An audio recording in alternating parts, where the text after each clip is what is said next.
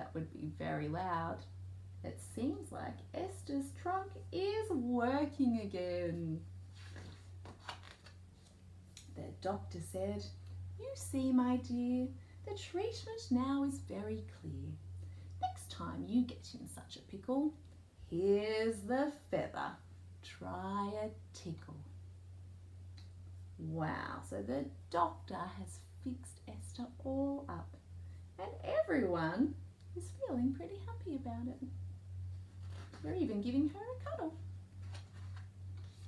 And here goes Esther doing another big trump, it looks like, leaving the doctor's, and she's holding the big feather in her tail, just in case she gets something stuck in her trunk again.